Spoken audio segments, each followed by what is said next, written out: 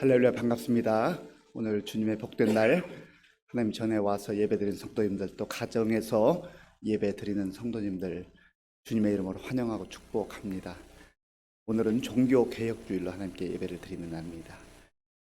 다 함께 묵도하심으로 종교개혁주일 예배를 하나님께 드리겠습니다.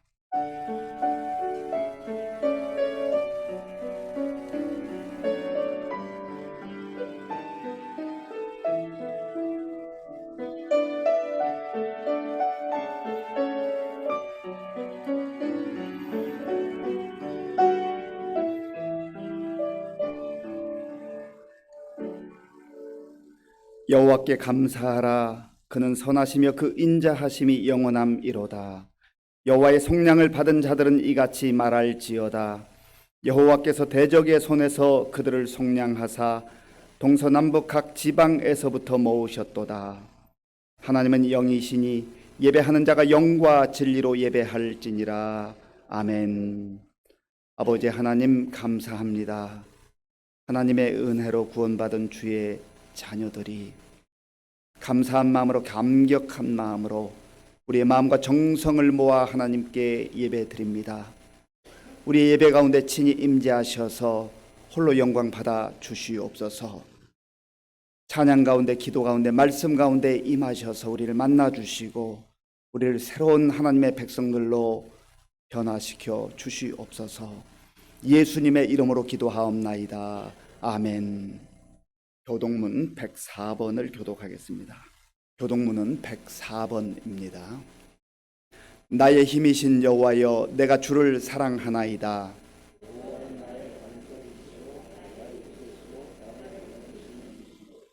나의 하나님이시요, 내가 그 안에 피할 나의 바위시요, 나의 방패시요. 예수께서 이르시되 오히려 하나님의 말씀을 듣고 지키는 자가 복이 있느니라 하시니라. 이 복음은 모든 믿는 자에게 구원을 주시는 하나님의 능력이 됨이라. 복음에는 하나님의 의가 나타나서 믿음으로 믿음에 이르게 하나니,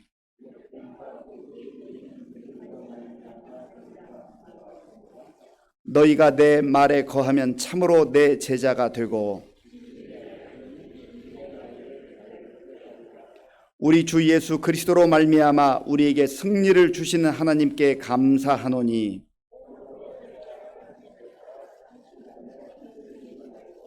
항상 주의 일에 더욱 힘쓰는 자들이 되라.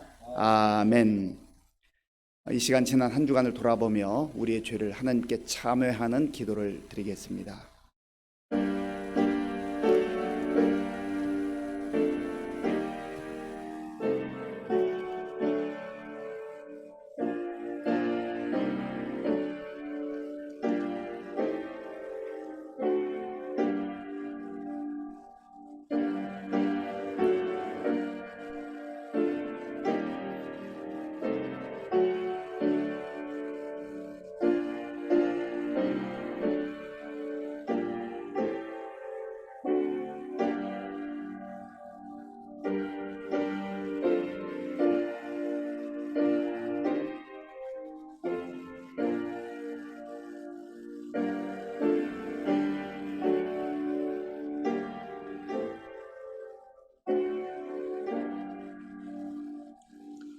만일 우리가 우리 죄를 자백하면 그는 미쁘시고 의로우사 우리 죄를 사하시며 우리를 모든 불의에서 깨끗하게 하실 것이요. 아멘. 나는 전능하신 아버지 하나님, 천지 창조주를 믿습니다. 나는 그의 유일하신 아들 우리 주 예수 그리스도를 믿습니다. 그는 성령으로 잉태되어 동정녀 마리아에게서 나시고 본디오 빌라도에게 고난을 받아 십자가에 못 박혀 죽으시고 장사된 지 사흘 만에 죽은 자 가운데서 다시 살아나셨으며 하늘에 오르시어 전능하신 아버지 하나님 우편에 앉아 계시다가 거기로부터 살아있는 자와 죽은 자를 심판하러 오십니다. 나는 성령을 믿으며 거룩한 공교회와 성도의 교제와 죄를 용서받는 것과 몸의 부활과 영생을 믿습니다. 아멘. 은혜와 사랑이 풍성하신 하나님 아버지, 오늘도 우리를 평강으로 인도하시어 거룩하고 복된 주님의 날을 맞이하여 예배의 자리에 불러주신 은혜에 더욱 감사합니다. 긍휼의 아버지 하나님, 주님의 말씀을 받아 새롭게 결단하고 세상에 나아갔지만 여러 가지 일로 상처받고 흩어진 마음을 가지고 또다시 주님 앞에 나왔습니다. 주님의 자녀이면서도 세상의 쾌락 속에서 사는 우리들의 추한 모습을 불쌍히 여기시고 용서와 사랑으로 감싸 안아주시기를 간절히 원합니다. 우리를 긍휼히 여겨주시어 늘 주님의 품에 거할 수 있는 저희들이 되게 하시고 영원히 주님의 즐거움에 동참하는 은혜를 허락하여 주옵소서. 사랑의 하나님, 이 아름다운 계절은 각종 열매를 맺는 계절입니다. 저희 또한 열매 맺는 주님의 자녀가 되기를 원합니다. 성령의 열매를 맺음으로 우리의 삶에 소망이 넘치게 하시고 기쁨이 충만하게 하셔서 하나님께 영광을 돌릴 수 있기를 소망합니다. 우리에게 십자가의 사랑을 주셨던 주님, 이제는 우리가 용서받기보다는 용서하면서 살아가도록 크신 은혜로 동행하여 주시옵소서. 남을 탓하기 전에 먼저 스스로 마음을 정결하게 하여 주시옵소서. 주님의 말씀을 들을 수 있는 열린 귀를 주시고 사탄의 유혹을 이기고 믿음에 굳게 서는 삶이 되게 하여 주시옵소서. 우리 교회의 모든 성도님들이 주님의 능력과 사랑으로 충만하게 하여 말씀을 듣는 자마다 가슴을 열고 회개하며 참회하는 눈물이 강을 이루게 하시고 말씀을 들을 때마다 주님의 크신 권능이 나타나도록 은혜를 베풀어 주시기를 간절히 원합니다. 또한 우리 모든 성도들의 가정에 평강을 허락하시고 주시는 주님의 말씀이 소망과 삶의 기적을 일으키는 생명력 있는 말씀이 되게 하여 주시옵소서. 이 어렵고 힘든 때에 교회는 주님의 향기를 잃지 않게 하시고 더욱 힘써서 그리스도의 향내를 나타내는데 마음이 하나가 될 수 있도록 이끌어 주옵소서. 오늘도 단위에 서신 목사님을 성령의 능력으로 붙들어 주시고 피곤치 않도록 도와주시기를 소망합니다. 예배를 돕는 모든 손길들이 주님과 함께하고 있음을 믿으며 또한 사랑으로 많은 것들을 끌어안을 수 있는 큰 열정과 그 마음을 허락하여 주시옵소서. 거룩하신 예수님의 이름으로 기도합니다. 아멘. 구약 성경 603쪽 열왕기하 23장 15절에서 25절까지의 말씀을 교독하겠습니다. 또한 이스라엘에게 범죄하게 한 느밧의 아들 여로보암의 베델에 세운 제단과 산당을 왕이 헐고 또 그 산당을 불사르고 빻아서 가루를 만들며 또 아세라 목상을 불살랐더라. 요시야가 몸을 돌이켜 산에 있는 무덤들을 보고 보내어 그 무덤에서 해골을 가져다가 제단 위에서 불살라 그 제단을 더럽게 하니라. 이 일을 하나님의 사람이 전하였더니 그 전한 여호와의 말씀대로 되었더라. 요시야가 이르되 내게 보이는 저것은 무슨 비석이냐 하니 성읍 사람들이 그에게 말하되 왕께서 베델의 제단에 대하여 행하신 이 일을 전하러 유다에서 왔던 하나님의 사람의 묘실이니이다 하니라. 이르되 그대로 두고 그의 뼈를 옮기지 말라 하매 무리가 그의 뼈와 사마리아에서 온 선지자의 뼈는 그대로 두었더라. 전에 이스라엘 여러 왕이 사마리아 각 성읍에 지어서 여호와를 경노하게 한 산당을 요시야가 다 제거하되 베델에서 행한 모든 일대로 행하고 또 거기 있는 산당의 제사장들을 다 제단 위에서 죽이고 사람의 해골을 제단 위에서 불사르고 예루살렘으로 돌아왔더라. 왕이 뭇 백성에게 명령하여 이르되 이 언약책에 기록된 대로 너희는 너희의 하나님 여호와를 위하여 유월절을 지키라 하매 사사가 이스라엘을 다스리던 시대부터 이스라엘 여러 왕의 시대와 유다 여러 왕의 시대에 이렇게 유월절을 지킨 일이 없었더니 요시야 왕 18해에 예루살렘에서 여호와 앞에 이 유월절을 지켰더라. 요시야가 또 유다 땅과 예루살렘에 보이는 신접한 자와 점쟁이와 드라빔과 우상과 모든 가증한 것을 다 제거하였으니 이는 대제사장 hil기야가 여호와의 성전에서 발견한 책에 기록된 율법의 말씀을 이루려 함이라. 요시야와 같이 마음을 다하며 뜻을 다하며 힘을 다하여 모세의 모든 율법을 따라 여호와께로 돌이킨 왕은 요시야 전에도 없었고 후에도 그와 같은 자가 없었더라. 아멘. 우리 함께 인사하겠습니다. 반갑습니다. 잘 오셨습니다. 한 번 더 인사할 때 교회 표로 인사하겠습니다. 우리는 함께 웃고 함께 우는 성령 공동체입니다. 매년 10월 마지막 주일은 종교개혁주일로 지킵니다. 교회력에 있는 정식 절기는 아니지만 1517년 마르틴 루터가 비텐베르크 교회 문 앞에 붙였던 95개조의 방반문을 통하여서 부패했던 교회가 개혁되는 그러한 시발점이 되었기 때문에 그 일을 기억하면서 오늘 우리 시대 속에서 정말 우리의 신앙뿐만 아니라 교회가 개혁되고 끊임없이 새로워져야 할 것을 결단하는 그런 주일로 지키는 것입니다.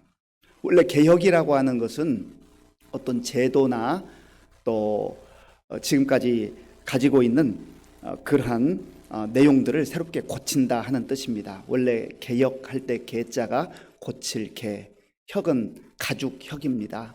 고대 시대에 가죽으로 옷을 만들어 입었는데 가죽 옷을 이 가죽을 바꿔서 입으면 새로운 신분, 새로운 삶을 상징하는 그런 의미를 부여하곤 했습니다.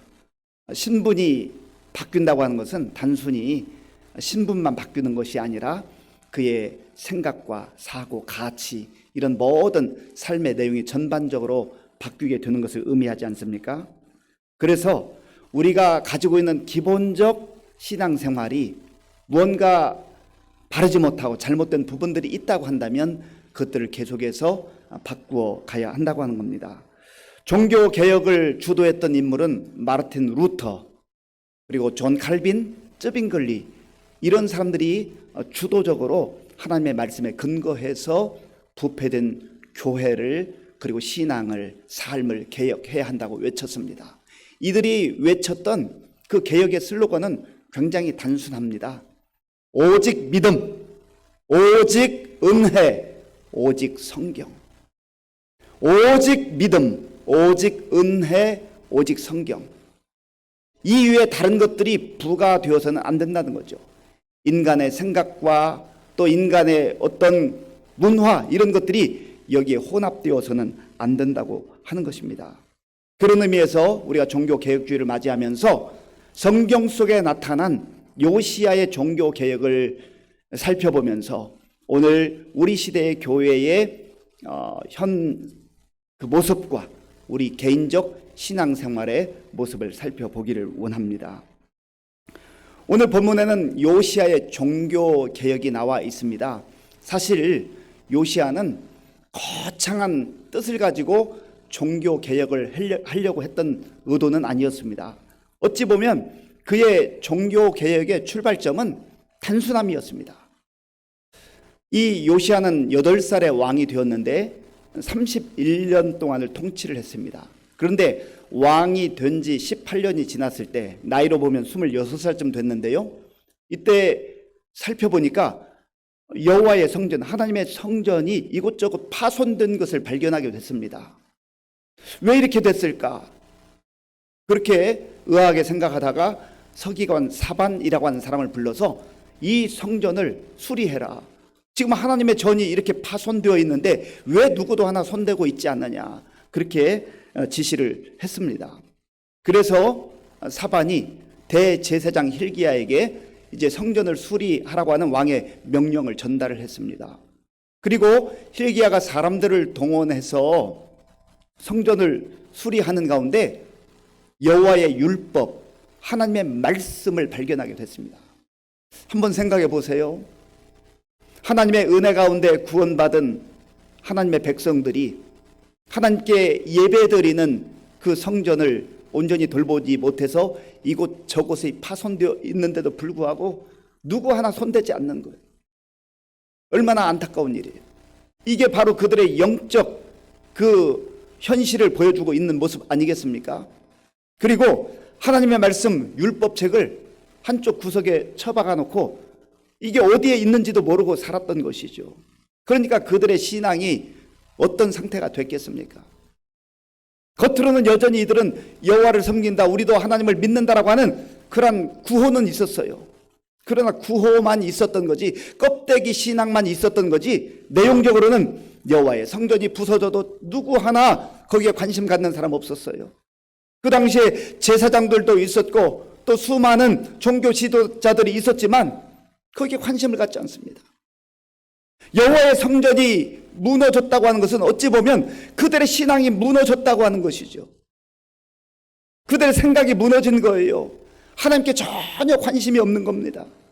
그리고 말씀을 한쪽 구석에 처박아 놓고 말씀과 상관없는 신앙생활을 하다 보니 그들의 신앙이 어떻게 됐겠습니까? 전부 인간적 생각으로 가득 찰 수밖에 없었던 것 아니겠습니까? 그리고 하나님의 그 자리에 이방 신상들을 갖다가 대체해버리고 만 것이죠. 완전히 타락할 대로 타락하고 만 것입니다. 그러한 가운데에 이제 성전을 수리하는 중에 이 hil기야가 여호와의 율법책, 성경책이죠. 오늘날로 말하면 성경책을 발견하고 사반에게 주면서 왕에게 보고하라고 했습니다. 왕에게 보고했을 때 이 왕은 가슴을 치면서 회개하고 모든 백성들을 불렀어요. 종교 지도자, 정치 지도자, 나라의 지도자들 뿐만 아니라 백성들을 불렀습니다. 그 내용이 열왕기하 23장 2절에 있습니다. 열왕기하 23장 2절 말씀, 스크린 나오는 제가 읽겠습니다. 이에 왕이 여호와의 성전에 올라가매 유다 모든 사람과 예루살렘 주민과 제사장들과 선자들과 모든 백성이 노소를 막론하고 다 왕과 함께 한지라. 왕이 여호와의 성전 안에서 발견한 언약책의 모든 말씀을 읽어 무리의 귀에 들리고. 아멘. 요시야의 종교 계획은 사실은 거대한 어떤 프로젝트를 가지고 큰 계획을 가지고 시작한 것 아니었어요. 단순한 마음으로 여호와의 성전이 무너졌다고 하는 그 가슴 아픔에서 시작되었던 것인데, 그 과정에서 하나님의 말씀을 발견하고 하나님의 말씀을 모든 백성들에게 들려주기 시작했습니다. 진정한 종교 개혁은, 타락한 신앙이 회복되는 것은 하나님의 말씀으로부터 시작된다고 하는 겁니다. 하나님의 말씀을 떠나서 하나님의 말씀을 저버리고 온전하게 하나님을 섬길 수 있는 사람이 없습니다. 하나님의 말씀을 떠나게 되면 전부 다 타락하게 되는 것이죠. 자기 욕망에 빠질 수밖에 없는 것입니다. 마르틴 루터가 1517년 10월 31일 날 비텐베르크 그 교회 정문에 95개조의 반박문을 붙였습니다. 그 내용도 역시 단순합니다. 당시에 교황이 레오 10세라고 하는 사람인데 성 베드로 성당을 아주 거대하게 건축을 하는데 건축 자금이 모자라는 거예요. 그러니까 면죄부를 팔기 시작했습니다.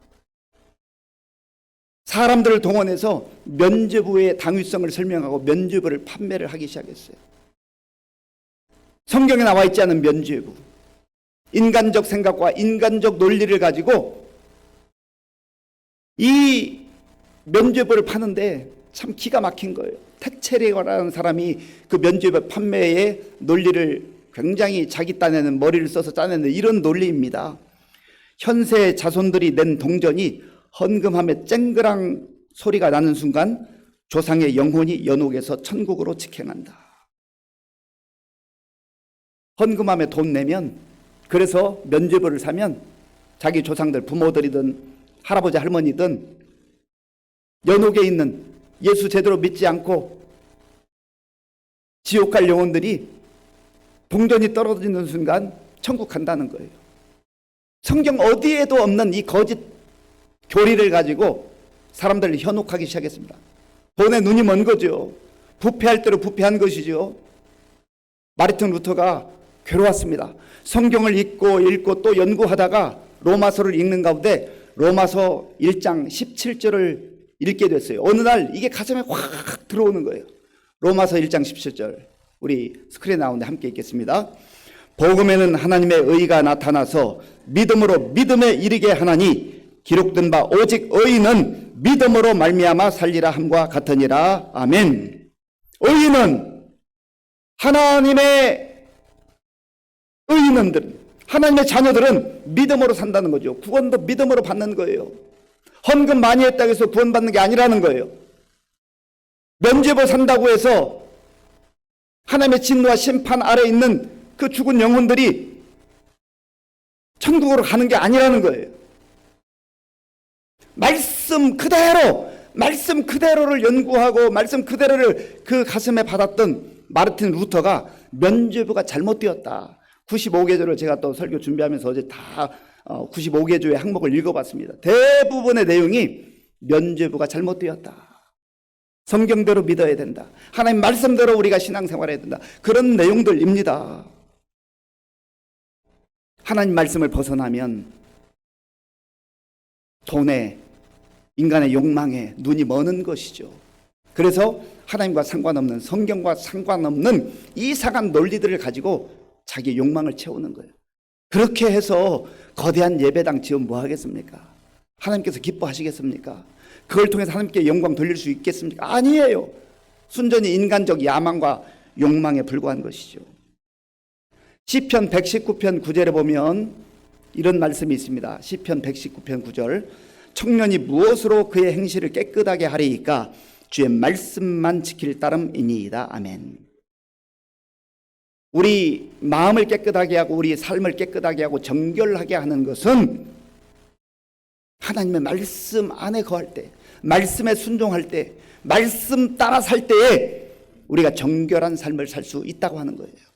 하나님 말씀을 떠나서 살게 될 때에는 세상 사람들은 말할 것도 없거니와 예배당 안에 있으면서도, 예배를 드리면서도 거짓 교리에 놀아나고 자기 욕망과 탐욕을 이루기 위해서 성경을 갖다 붙인다고 하는 거죠. 그래서 우리가 말씀 중심으로, 성경 중심으로 신앙생활하는 것이 얼마나 중요한지 몰라요.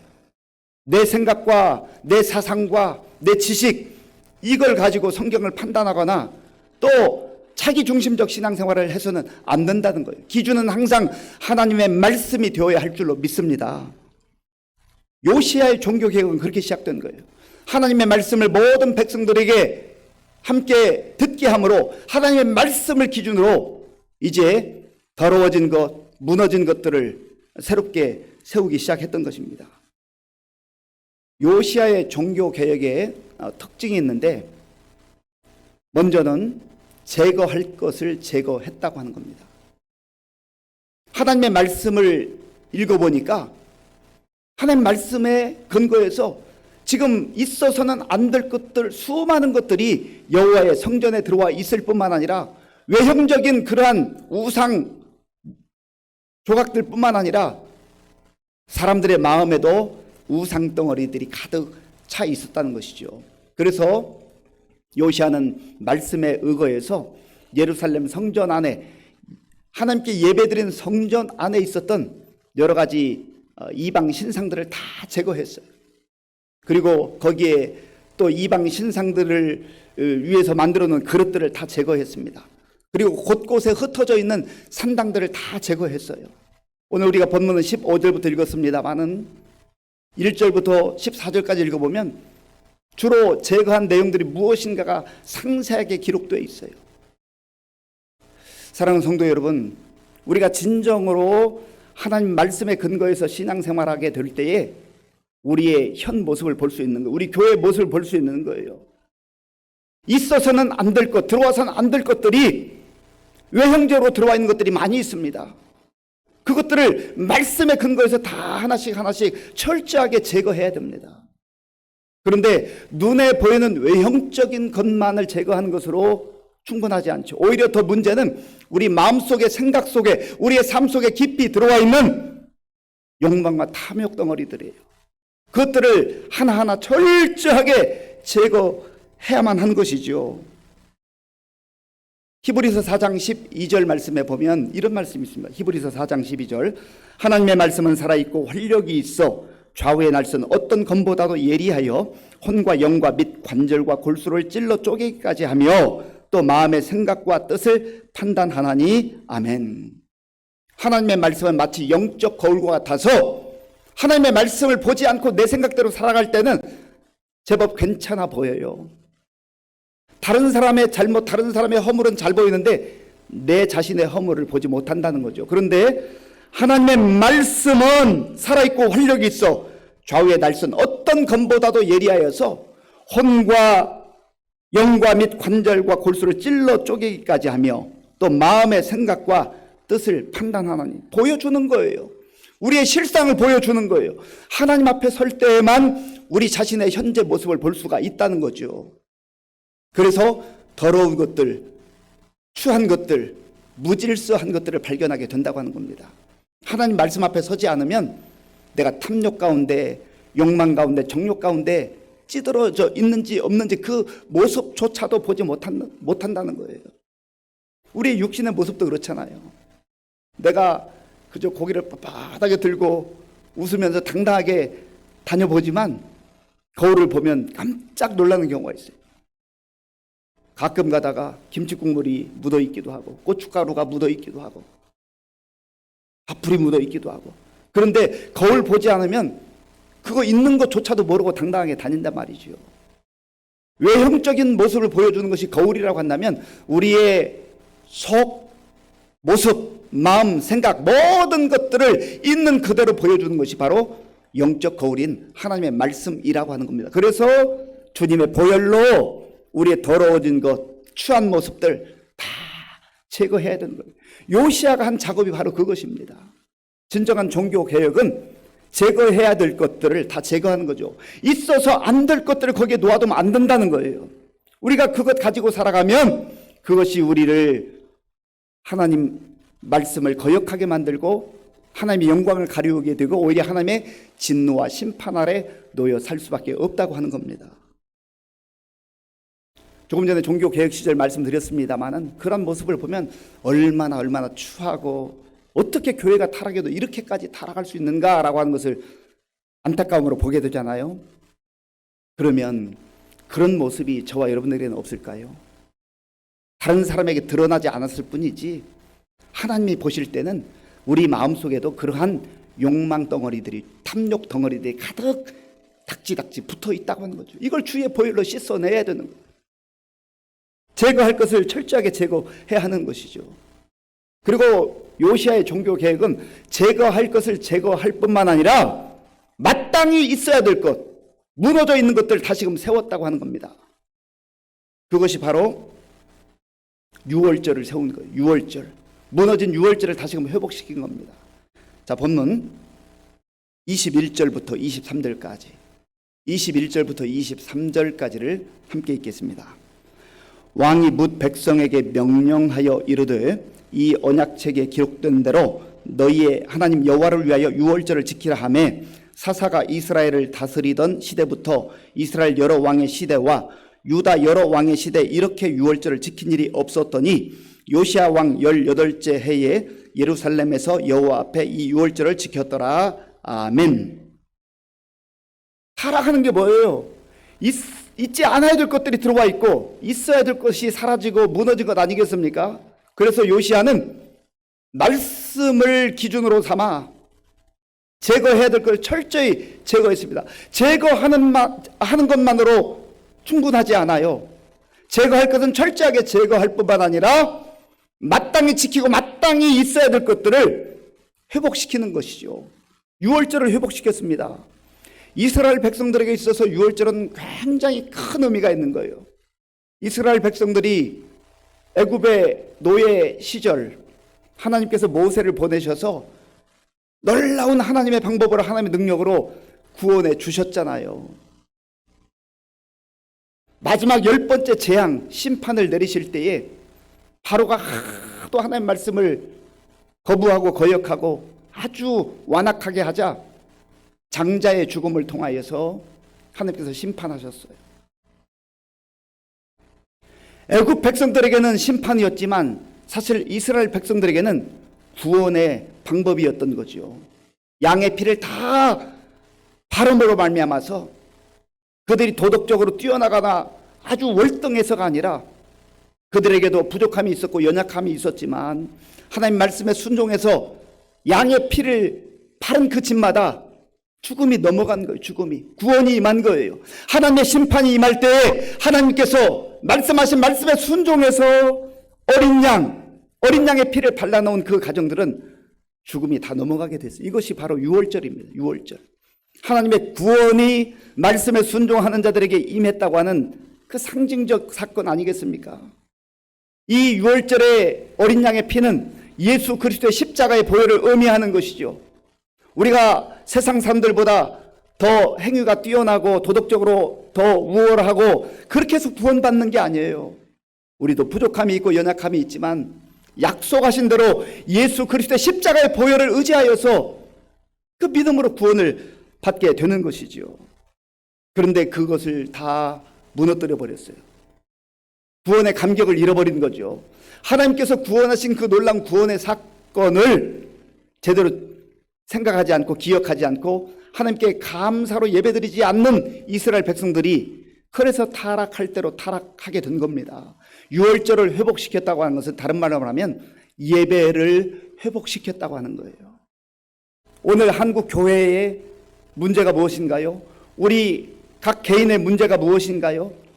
구원에 대한 확신도 없고 감격도 없어요.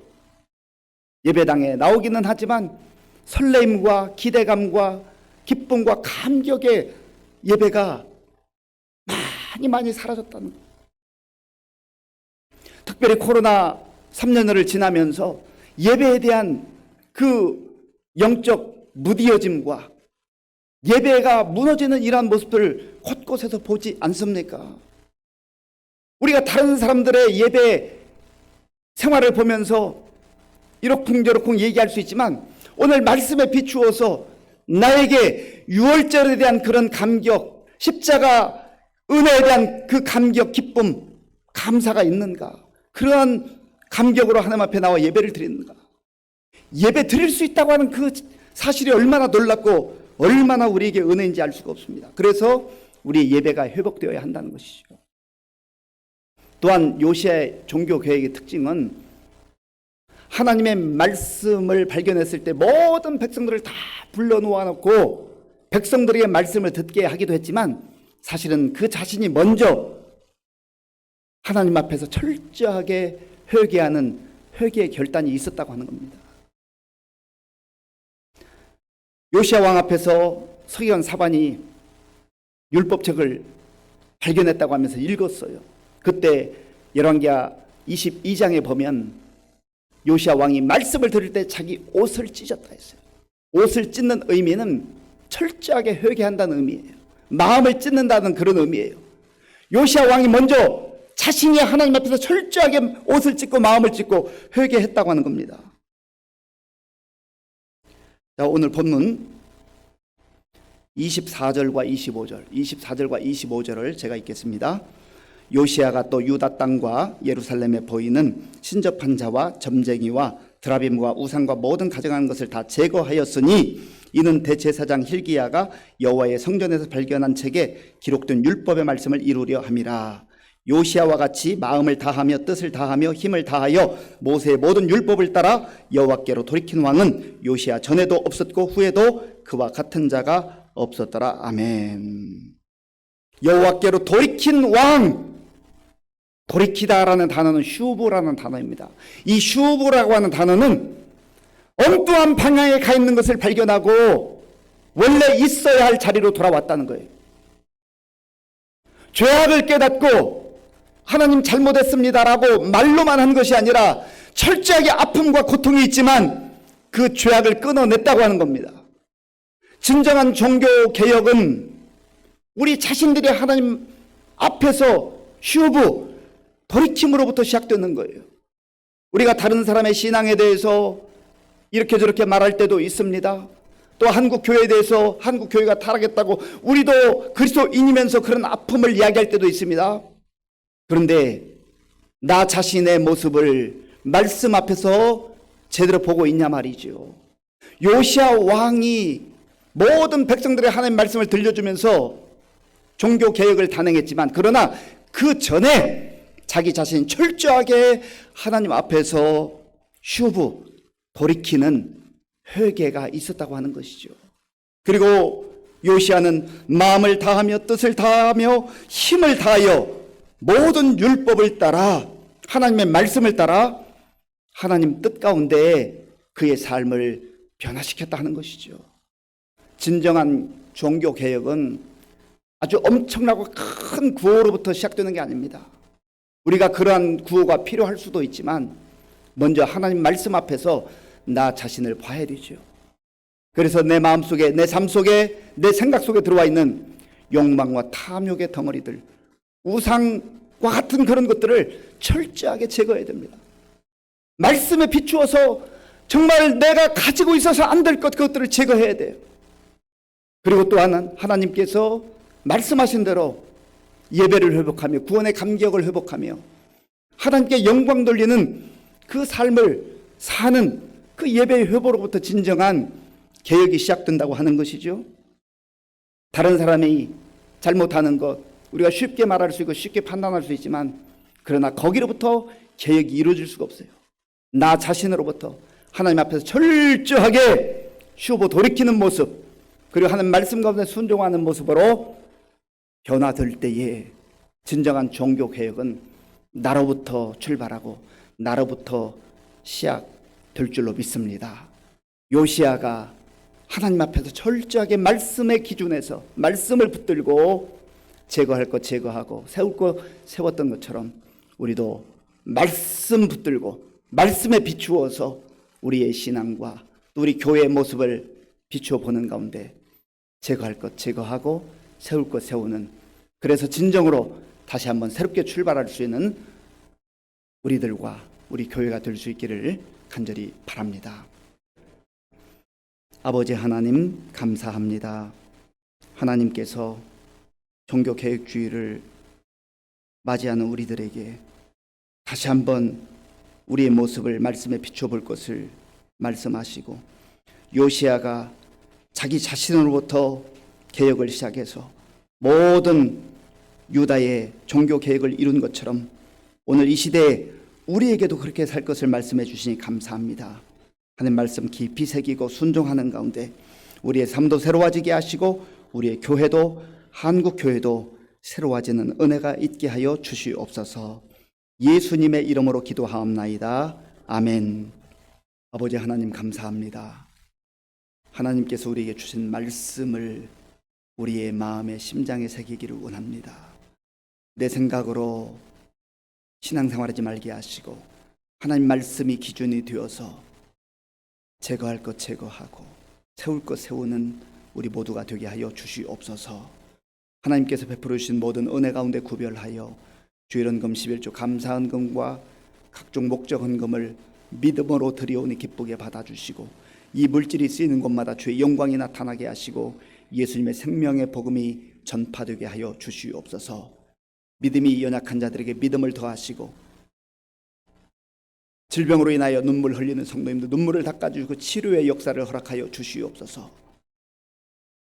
물질의 어려움으로 인하여서 주님 앞에 간구하는 성도님들 필요한 것들을 공급해 주시고 우리의 자녀들과 가정을 하나님께서 은혜로 보호하여 주시옵소서. 하나님, 이태원에서 수많은 젊은이들이 죽었습니다. 유가족들을 위로해 주시고 이 고통에서 잘 벗어날 수 있도록 주님 도와주시옵소서. 전쟁 가운데 있는 우크라이나 속히 전쟁이 끝나게 하여 주시고 복무주일의 청년들 지켜주시며 어려운 때에 복음 증거한 선교사님들 주님 도와주시옵소서. 예수님의 이름으로 축복하면서 기도하옵나이다. 아멘.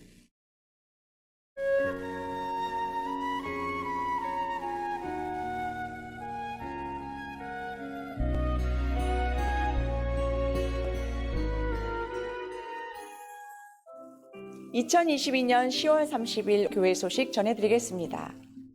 올해의 교회 표어는 함께 웃고 함께 우는 성령 공동체입니다. 오늘 마음을 다해 드리는 예배 중에 성찬식이 있습니다. 다음 주일은 우리 교회 창립 60주년 기념 감사 예배로 드리겠습니다. 여성교회 협의회 원래회가 다음 주일 2부 예배 후 예배 준비실에서 있습니다. 여성교회 연합회 기도회는 11월 8일 화요일 저녁 8시 교육관에서 있습니다. 구역장 권찰 모임이 수요 기도회 후 본당에서 있습니다. 이번 주 감사한 일로 심혜정 권사 가정에서 고옥 심재원 장로 2주기 맞이하여 강당 꽃꽂이 하였습니다. 김영훈 집사 공군습 권사 가정에서 범사에 감사하여 맛있는 떡을 준비하였습니다. 교회 창립 60주년을 맞이하며 다채로운 행사를 준비하며 특별히 올해를 마무리하며 이웃사랑 실천으로 사랑의 헌혈을 권장합니다. 2022년 하반기 감사로 각 기관에서는 회계장부를 11월 13일 주일까지 제출해 주시기 바랍니다. 각 기관에서는 총회를 개최하시고 내년도 신임원 명단 및 행사 계획안을 사무실로 제출해 주시기 바랍니다. 구역장 및 기관장들께서는 내년도 서리 집사를 청원해 주시고 사무실로 접수 바랍니다. 최선미 집사를 시온 찬양대원으로 임명함을 공지합니다. 다음 세대를 준비하며 청소년부 교사를 모집하고 있사오니 뜻이 계신 성도님은 사무실로 신청 바랍니다. 11월은 감사의 달입니다. 1일 화요일은 월삭 새벽기도회, 6일 주일은 창립기념주일, 13일에는 각 기관 총회 및 하반기 감사가 있사오며 우리 교회 출신 목회자 초청 설교가 있으며 20일 추수감사주일이며 27일은 대림절 시작과 연말 당회가 있습니다. 대학 수능이 11월 17일 목요일에 있사오니 수험생을 위하여 기도해 주시기 바랍니다. 교회 차량을 사용하는 기관이나 부서에서는 최소 일주일 전에 차량 신청서를 작성, 사무실에 제출해 주시기 바랍니다. 새벽기도 용사 100명 달성을 위해 기도하고 있으며 감사일기 쓰기에 적극 동참해 주시기 바랍니다. 성경 읽기 현재 121독으로 12월 22일까지 신약을 통독합니다. 성경 읽기표는 1층 로비와 교회 홈페이지에도 있습니다. 기타 소식입니다. 복음으로 생명을 살리는 성령 공동체인 의정부 시민교회 교회 소식이었습니다. 예, 우리 2층 로비부터 1층까지 우리 벽면에 사진 전시회를 하고 있습니다. 60주년 역사를 사진으로 이렇게 구성해 봤는데 사진을 모으는데 많은 사진이 부족해서 있는 사진만 갖고 하다 보니까 좀 빠진 시기도 있습니다. 양해해 주시기 바라고요. 또 다음 주일은 우리가 교회 창립 60주년 감사 예배를 드리는데 또 그동안에 나오지 못했던 우리 많은 가족들 또 이웃들 형제들 함께 초청해서 하나님께 큰 영광 돌릴 수 있기를 바랍니다. 이제 성찬을 베풀겠습니다. 성찬위원회 앞으로 나와 주시기 바랍니다.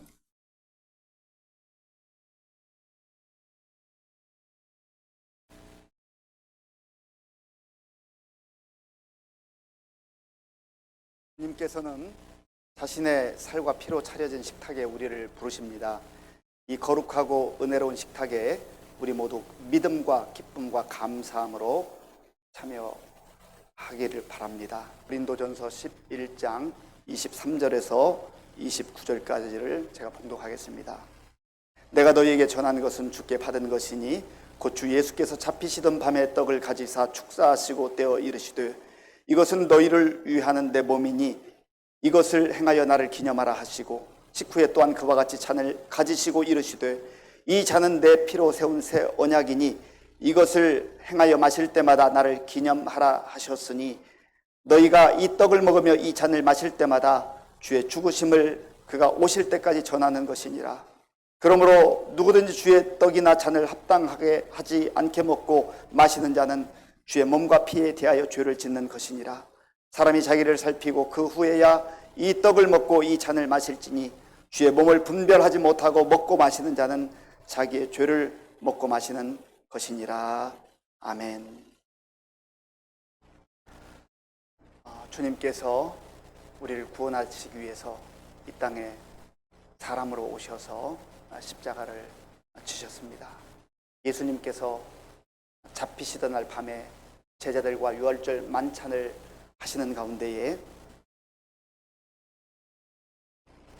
떡을 가지사 축사하시고 떼어 제자들에게 주시면서 이것은 너희를 위하는 나의 몸이라 말씀하셨습니다. 예수님께서 우리를 위해서 그 귀한 몸을 찢기시고 주신 그 사랑과 은혜를 기억하며 우리도 주님의 떡을 받기를 원합니다. 기도하겠습니다. 아버지 하나님, 하나님의 은혜로 우리가 구원받고 예수님의 찢기심과 피 흘리심에 그 사랑과 은혜를 기억하며 성찬 예식에 참여합니다. 주의 놀라운 사랑과 은혜가 이 시간 우리 가운데 임하게 하시고 성령의 역사하심으로 말미암아 우리가 하나님의 자녀들로 거룩한 백성들이 되었음을 다시 한번 기억하게 하여 주시옵소서. 예수님의 이름으로 기도하옵나이다. 아멘.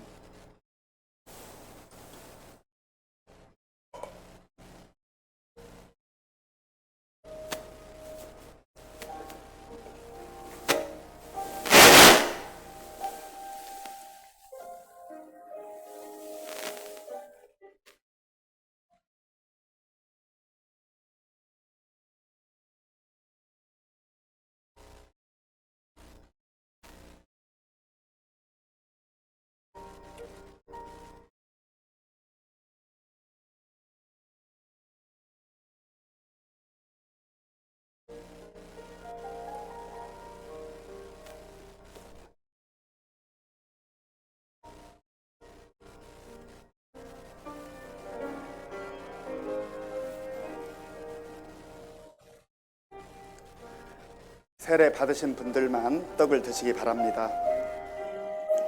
예수께서 이르시되 나는 생명의 떡이니 내게 오는 자는 결코 줄이지 아니할 터이요 나를 믿는 자는 영원히 목마르지 아니하리라. 진실로 진실로 너희에게 이르노니 믿는 자는 영생을 가졌나니 내가 곧 생명의 떡이니라. 너희 조상들은 광야에서 만나를 먹었어도 죽었거니와 이는 하늘로서 내려오는 떡이니 사람으로 하여금 먹고 죽지 않게 하는 것이니라. 나는 하늘에서 내려온 산떡이니 사람이 이 떡을 먹으면 영생하리라. 내가 줄 떡은 곧 세상의 생명을 위한 내 살이니라. 이것은 하늘에서 내려온 떡이니 조상들이 먹고도 죽은 그것과 같지 아니하며 이 떡을 먹는 자는 영원히 살리라.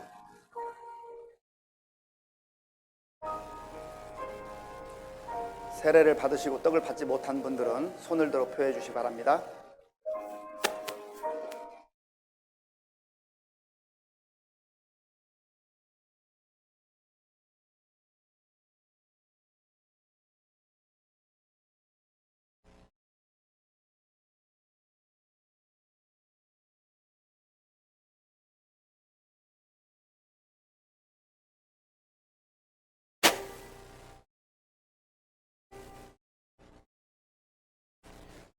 주님께서는 떡을 떼어주신 후에 잔을 가지사 살해하시고 제자들에게 주셨습니다.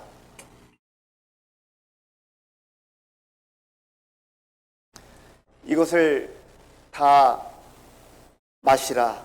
이것은 죄 사함을 얻게 하려고 많은 사람을 위하여 흘리는 바 나의 피 곧 언약의 피니라. 이 잔을 받아 마시는 것은 예수 그리스도의 보혈로 인하여 우리가 죄 사함을 받고 영생을 얻었다는 믿음을 고백하는 행위입니다. 기도하겠습니다. 아버지 하나님, 이 시간 주님의 피를 의미하는 잔을 받기를 원합니다. 예수님의 그 거룩한 보혈로 우리가 죄 사함 받았음을 다시 한번 확신하게 하시고, 광야와 같은 험한 세상 속에서 죄와 짝하지 아니하고 거룩한 백성들로 다시금 살아가는 우리 모두가 될 수 있도록 성령 하나님 역사하여 주시옵소서. 예수님의 이름으로 기도하옵나이다. 아멘.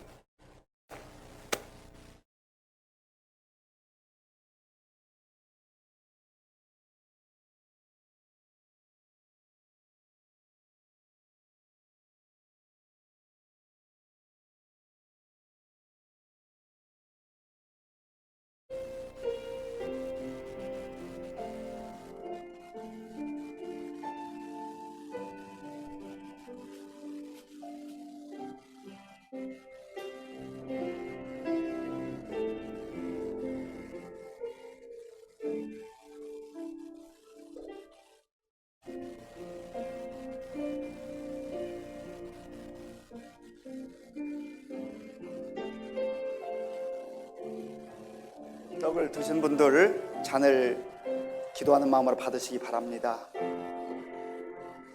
예수께서 이르시되 내가 진실로 진실로 너희에게 이르노니 인자의 살을 먹지 아니하고 인자의 피를 마시지 아니하면 너희 속에 생명이 없느니라. 내 살을 먹고 내 피를 마시는 자는 영생을 가졌고 마지막 날에 내가 그를 다시 살리리니 내 살은 참된 양식이요 내 피는 참된 음료로다. 내 살을 먹고 내 피를 마시는 자는 내 안에 거하고 나도 그의 안에 거하나니 살아계신 아버지께서 나를 보내심에 내가 아버지로 말미암아 사는 것 같이 나를 먹는 그 사람도 나로 말미암아 살리라. 그가 빛 가운데 계신 것 같이 우리도 빛 가운데 행하면 우리가 서로 사귐이 있고 그 아들 예수의 피가 우리를 모든 죄에서 깨끗하게 하실 것이요.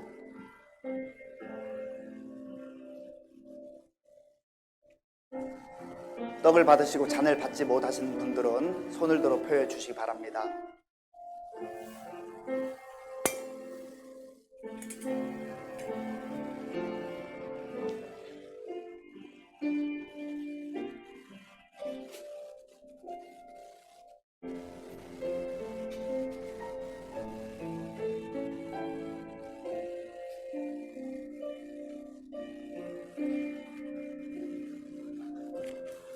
성찬을 마치겠습니다. 예수님께서는 제자들과 함께 찬송하며 감람산으로 가셨다고 성경은 말씀합니다. 우리도 다 함께 지금은 우리 주 예수 그리스도의 은혜와 우리 아버지 하나님의 크신 사랑과 성령님의 교통하심과 역사하심과 인도하심이 요시야가 먼저 하나님 앞에 철저하게 회개하며 자기 자신으로부터 개혁해서 온 백성들을 말씀의 기초에 하나님께 인도했던 것처럼 우리도 그와 같이 하나님의 자녀들로 하나님의 백성들로 거룩하게 살기로 결단하는 모든 성도들 머리 위에와 저들의 가정과 자녀들과 일터 위에와 몸된 교회 위에와 우리나라와 민족 가운데 이제로부터 영원토록 함께 하옵시기를 간절히 축원하옵나이다. 아멘.